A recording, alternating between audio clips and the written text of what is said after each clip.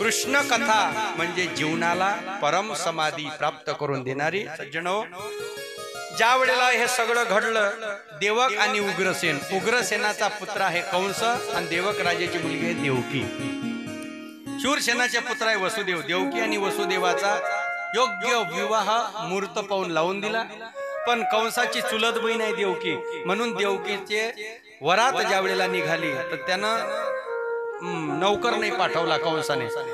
कंस म्हणे मी स्वतः रथावर बसतो, माझ्या बहिणीला सासरी पोचून देतो, पण काय विधात्याच्या मनात काय होतं, कृष्ण अवतार व्हायचा आहे ना, म्हणून त्या रथावर जसा कंस बसला आणि रथ बाहेर निघाला, अर्ध्यात रथ गेला, आकाशातून प्रचंड आकाशवाणी झाली आणि कंसाला सावध केलं महाराज। आकाशाची वाणी सांगत असे कंसा, मानी हा भरवसा बोलण्याचा, आठवा जो पुत्र वधेल तुझ लागी, ऐकुनी मानसी क्रोधावला।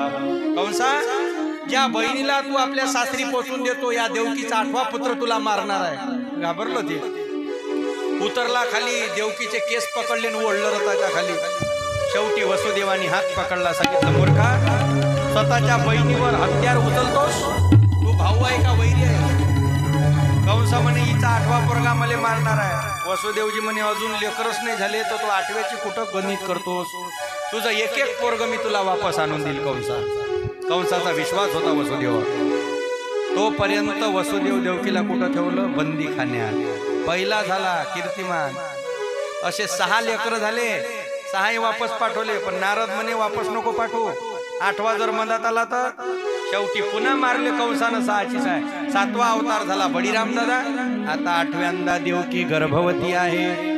सज्जन हो, ज्या वेळेला पृथ्वीवर पाप जास्त झालं, पापीचे अभक्त दैत्यजे मातले धरणीसी झाले, ओझे त्यांचे राहिले मोडीले, कीर्तन पडाले ब्राह्मण दैत्याभेने, वत्सरूपी पृथ्वी ब्रह्मयापाशी जाई, नेत्री वाहे तोये सांगत असे।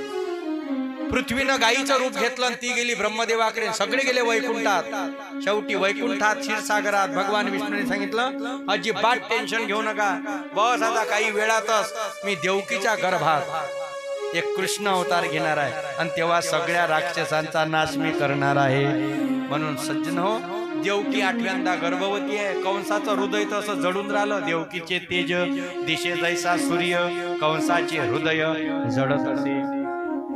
कंसानं सगळ्या पहारेकऱ्याला सांगितलं पाहिजे बे झोपू नका आजचे दिवस, 8वा जन्माले कधी सांगता येत नाही आणि कधी जन्म घेऊ, मला फक्त पटकन सांगा म्हणे तुम्ही। आणि ते बाकीचे म्हणे झोप आली तर पाणी लाव डोळ्याले, पण झोपू नको, आजची रात्र फार महत्वाची आहे। एक जण म्हणे काय वेळ डुलकी लागली तर तू झोप बा, मी नाही झोपत, 500 जास्तीचे भेटते म्हणे। कंसानं सांगितलं का वागावचे पैसे देत पण झोपू नका। देव मनात म्हणे तुम्ही किती जागरण करा, पण तुम्हाला असा झोपून ठेवतो का कोणालाच कानोकान खबर होऊ देत नाही। शेवटी परमात्मा आता येणार, त्याआधी नामदेव महाराजांनी देवाचा दाखला तयार केला।